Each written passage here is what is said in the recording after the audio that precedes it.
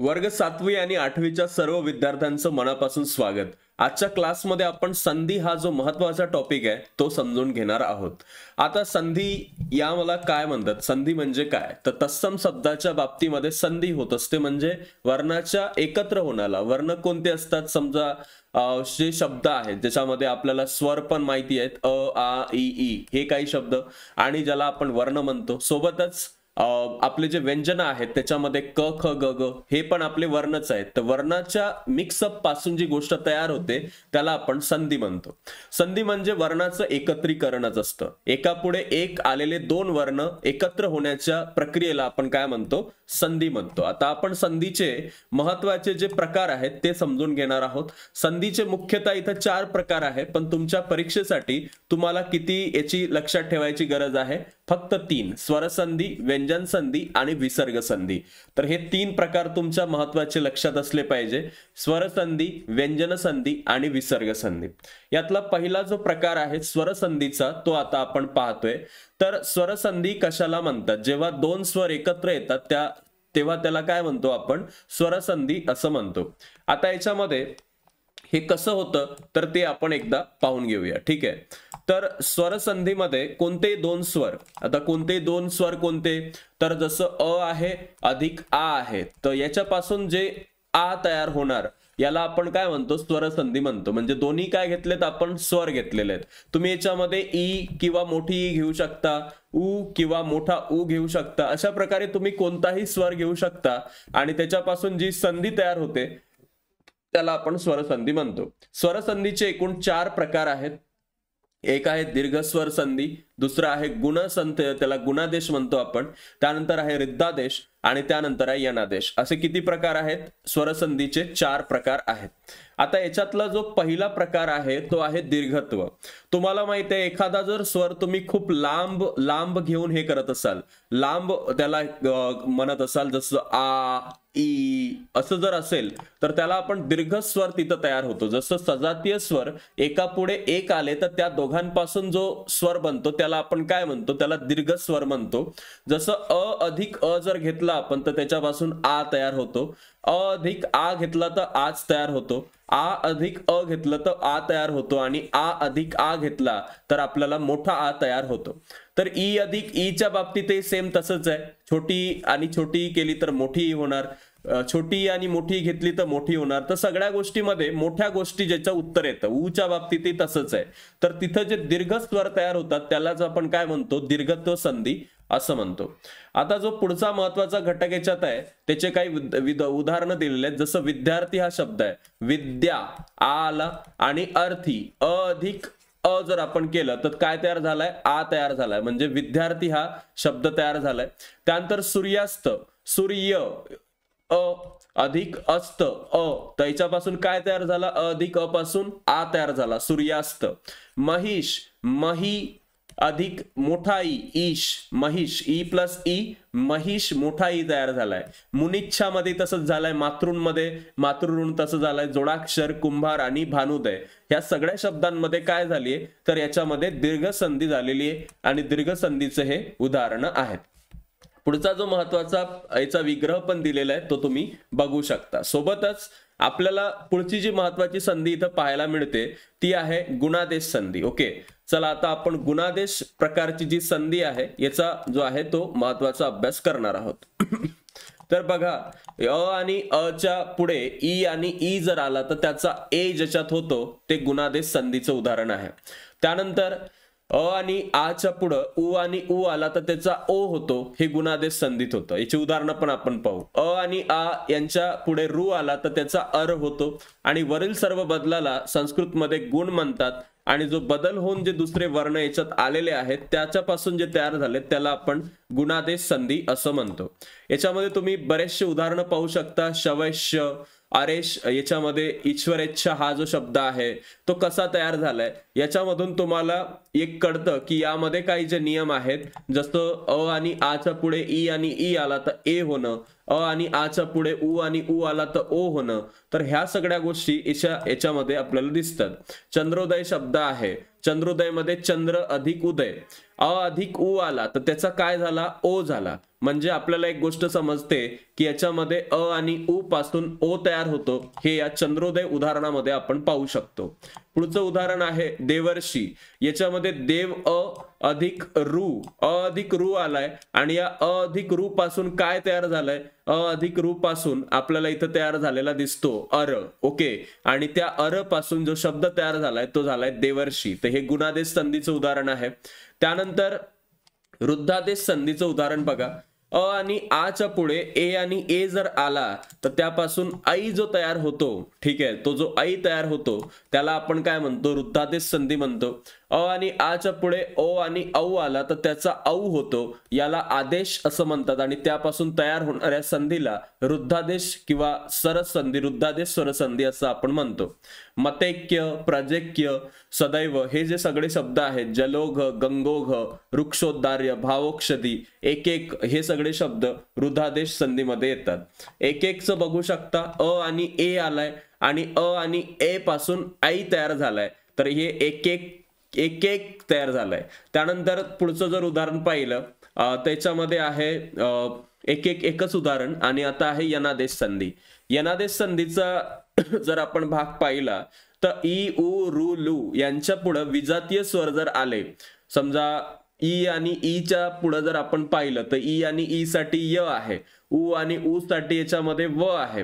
त्यानंतर रू साठी जर आपण पाहिलं तर रू साठी र आहे, लू साठी ल आहे. तर इत्यादी प्रित्यर्थ, स्वल्प, अतुल्य हे जे आहेत, म्हणजे ई, उ, रू, लू यांच्या पुढे जर विजातीय स्वर आलेच तर त्याच्यासाठी य, व, र, ल किंवा य, र, ल, व हे गोष्टी इथं तयार होतात.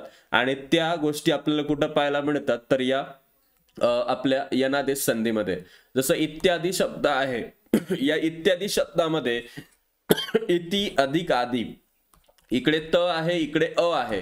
त आणि अ पासून काय तयार झालाय, त्य तयार झालाय. म्हणजे दोनही कोण आहेत, विजातीय आहेत, एका जातीचे नाही आहेत. अ आणि अ आहेत की उ, ई आणि ई आहेत का, ते नाही. तो त आहे, हा य आहे. आणि त आणि य पासून त्य तयार होतो. त्य आणि आ पासून त्या तयार होतात. द आणि ई पासून दी तयार होतो. त आणि ई पासून ती तयार होतो. तर अशा प्रकारे जो शब्द इथं तयार झालाय तो झालाय इत्यादी. इत्यादी. त्यानंतर एक स्वल्प शब्द तुम्ही पाहू शकता. स्वल्प शब्द जर तुम्ही पाहिला तर तुम्हाला दिसेल स्व अधिक सु अधिक अल्प. सु वेगळा याचा आहे, अ वेगळा याचा आहे, म्हणजे दोन्ही कोणते झाले, विजातीय झाले.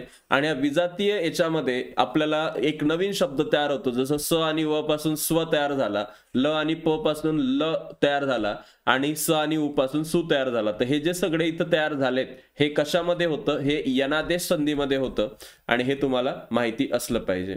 त्यानंतरचा महत्वाचा प्रकार आहे याच्यामध्ये तो आहे आपला व्यंजन संधीचा. आपण स्वर संधीला पाहिलं, त्यातले 3 प्रकारही महत्वाचे पाहिले. आता आपण पाहणार आहोत व्यंजन संधी हा भाग. जसं तुम्हाला पहिल्यांदा व्यंजन सगळे माहिती पाहिजेत. आपल्या मराठी भाषेमध्ये जे सगळे व्यंजन आहेत, जसं क, ख, ग, घ, न, च, छ, ज, झ, न, ट, ठ, ड, ढ, न, त, थ, द, ध, न, प, फ, ब, भ, म, य, र, ल, व, श, स, ह, ह, ड. तर हे सगळे तुम्हाला याच्यातले अनुनासिक कोणते आहेत, याच्यातले कठोर वर्ण कोणते आहेत, याच्यात मृदू वर्ण कोणते आहेत, कंठ्य कोणते आहेत, तालव्य कोणते आहेत, मूर्धन्य कोणते आहेत, दंत्य कोणते आहेत, ओष्ठ कोणते आहे, अंत्यस्थ कोणते आहे, उष्मे कोणते आहे, महाप्राण कोणते आहेत आणि स्वतंत्र कोणते आहेत हे माहिती पाहिजे. आणि याच्यामध्ये स्पर्श व्यंजन कशाला म्हणतात आणि अनुनासिक कशाला म्हणतात. जसं हे ग, न, न, न, म याला ग म्हणतात. ओके, ड नाहीये, तो ग आहे. ह्या न आहे, त्र नाहीये. तर ग, न, न, न, म हे जे आहेत हे सगळे काय आहेत, अनुनासिक आहेत, जे नाकातून त्याचा स्वर निघतो. त्यानंतर हे कठोर आपल्याला इथं दिलेले आहेत आणि मृदू दिलेले आहेत. तर क, ख, ग, घ, च, छ, ज, झ, ट, ठ, ड, ढ, त, थ, द, ध हे काय झालं, सगळे कठोर वर्ण आहेत. आणि कंठ्य ज्याचा कंठातून स्वर निघतो, क, ख, तालव्य, च, छ, तालव्य, मूर्धन्य, ट, ठ, त्यानंतर दंत्यवर्ण, ह्या सगळ्या गोष्टींचा इथं डिटेलमध्ये आपल्याला दिलेला आहे. आता व्यंजन संधीचे पण 3 प्रकार पडतात. याच्यामध्ये जे 3 प्रकार आहेत त्यातला जो प्रथम प्रकार आहे तो आहे प्रथम व्यंजन संधीचा, दुसरा आहे तृतीय व्यंजन संधीचा आणि तिसरा आहे अनुनासिक संधीचा. तर हे तीनही प्रकार आता आपण पाहूया. प्रथम व्यंजन संधी काय असते ते एकदा आपण समजून घेऊ.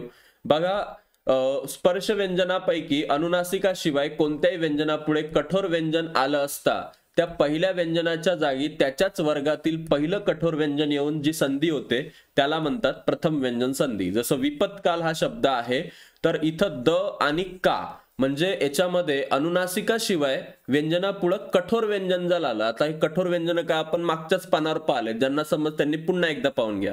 द आणि क आलंय, तर याच्यापासून काय तयार झालंय त्याच्यामध्ये आपण पाहतो त तयार झालाय, विपत काल झालाय, तिथं त आलेला आहे.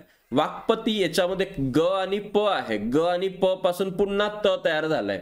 वाक्ताडन ग आणि ता पासून ताडन झालाय, क तयार झालाय. अशा प्रकारे षट्शासन, षडासन, शुद्धपिपासा, आपत्काल, शरदकाल, शुद्धपीडा हे सगळे कशामध्ये येतात? व्यंजन संधीमध्ये आणि प्रथम व्यंजन संधीमध्ये येतात. विपत्कालचे तुम्ही बघू शकता, याच्यामध्ये व आणि ई पासून वी तयार झालाय, प आणि अ पासून प, त आणि का पासून का झालाय आणि ल आणि अ पासून ल तयार झालाय. तर ह्या सगळ्या गोष्टी कशात झालेल्या आहेत? तर ह्या सगळ्या गोष्टी झाल्या आहेत प्रथम व्यंजन संधीच्या भागामध्ये.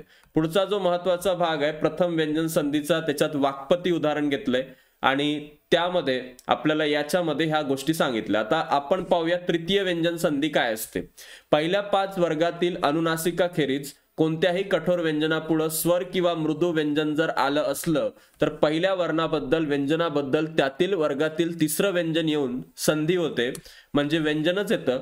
त्याला म्हणतो आपण व्यंजन संधी. कोणती? तिसरी वाली. जसं अब्ज शब्द आहे, इथं प आणि ज पण त्याच्या आधी अ आलेला आहे आणि यामध्ये कठोर मृदू कोणतंही व्यंजन आलं, स्वर आला तरी चालतो, तर पहिल्या वर्णाबद्दल व्यंजनाबद्दल तिसरं व्यंजन येतं आणि संधी होते. जसं अब्ज आहे, प आणि ज साठी ब आलेला आहे, प फ ब म्हणजे तिसरं ब आलेलं आहे, तर अब्ज तयार झालं. सदाचार शब्द आहे, त आ त्याच्यामध्ये स्वर आलेला आहे, तर ह्या त तर आपल्याला दिसतो की याच्यामध्ये व्यंजन आहे, तर त आणि आ याच्यामध्ये त थ द म्हणजे तिसरं दा घेतलाय, तच्या जागी द घेतला आणि सदाचार झालाय. सत्तच्या जागी द, तच्या जागी द झालेला आहे. सदानंद मध्ये तच्या जागी पुन्हा द होणार, चिदानंद मध्ये पुन्हा तच्या जागी ज होणार, द होणार. अशा प्रकारे दिग्विजय ग, क आणि वी च्या जागी ग आलेला आहे. षड्रिपू म्हणजे तिसरं व्यंजन त्या लाईन मधलं घेतलं जातं. हे तुम्हाला तृतीय व्यंजन संधीत नावातच आहे की तिसरा शब्द घ्या, तर हे तुम्हाला माहिती असलं पाहिजे. त्यानंतर आहे अनुनासिक संधी. याची आपण डेफिनेशन पाहूया आधी. कोणत्याही व्यंजनापुढे अनुनासिक व्यंजन आलं तर पहिल्या व्यंजनाबद्दल त्याच वर्गातील अनुनासिक व्यंजन येऊन जी संधी होते तिला आपण काय म्हणतो? तिला आपण अनुनासिक संधी असं म्हणतो. जसं सन्मती हा शब्द आहे, सन्मती, सत अधिक मती यापासून शब्द तयार झालाय सन्मती. त आणि म पासून न तयार झालाय. याच्यामध्ये न जो आहे हा काय आहे? अनुनासिक आहे. आपण अनुनासिकाची लिस्ट पाहिली, ग न न न म. त्यानंतर षण्मास, षट अधिक मास, ट आणि मा पासून न तयार झालाय. त्यानंतर त आणि ना पासून न तयार झालाय. ग आणि इथं वाङ्मय आहे, वा ग, तर तिथं क आणि म पासून ग तयार झालाय, तो ग आहे, तो ड नाही. वाग इथं पण वाक आणि नीच इथं वाङ्मय तयार झालाय. तर अशा प्रकारची जी संधी होते त्याला आपण काय म्हणतो? तन्मय, सन्मार्ग, क्षणमुख, तन्मय हे कशाची उदाहरणं आहेत? ही सगळी अनुनासिकाची उदाहरणं आहेत. अनुनासिक संधी. त्यामध्ये आपल्याला पुढचा जो महत्वाचा पार्ट दिसतो तो आहे विसर्ग संधीचा. आता आपण विसर्ग संधी नेमकी काय असते ते समजून घेऊया. बघा, ज्यामध्ये एकत्र येणाऱ्या वर्णातील पहिला वर्ण विसर्ग आणि दुसरा वर्ण व्यंजन असतो किंवा स्वर असतो त्याला आपण विसर्ग संधी म्हणतो. तर आता याच्यामध्ये बघूया, स्वर व्यंजन काही आलं तरी त्याची विसर्ग संधीच होते. उदाहरणं पाहूया. जसं तुम्ही बघू शकता, मनोरथ, इथं मन नंतर काय आहे? मन नंतर 2 टिंबायन, यालाच काय म्हणतो आपण? यालाच विसर्ग संधी असं आपण म्हणतो. तर तुम्हाला कधी असं काही दिसलं शब्दाच्या माग, त्याला आसपासून काय म्हणणार तुम्ही? विसर्ग. तसं मनोरथ शब्द तसाच आहे, यशोधन शब्द तसाच तयार होतो. त्यानंतर मनोगत शब्द तसाच तयार होतो. मनोरंजन हा शब्द तसाच आहे. अधोवदन, तेजोनिधी, अधोमुख आणि रजोगुण हे सगळे शब्द कोणत्या संधीचे आहेत? तर हे सगळे शब्द आहेत आपल्या याचे विसर्ग संधीचे. ओके, हे सगळे ऑप्शन, सगळे उदाहरणं तुम्ही पाहायचे. आणि याच्यामध्ये जर तुमचे काही प्रश्न असतील तर ते तुम्ही नक्कीच कमेंट बॉक्समध्ये जे आहेत ते सांगायचे आहेत. So thank you so much. आपण संधीचे आज तीनही महत्त्वाचे प्रकार जे आहेत ते पाहिले. याच्यावरचे जर तुमचे काही डाऊट्स असतील, प्रश्न असतील तर ते तुम्ही कमेंट बॉक्समध्ये नक्की टाकू शकता. आणि या आपल्या चॅनलला नवीन व्हिडिओसाठी सबस्क्राईब करायला विसरू नका. धन्यवाद.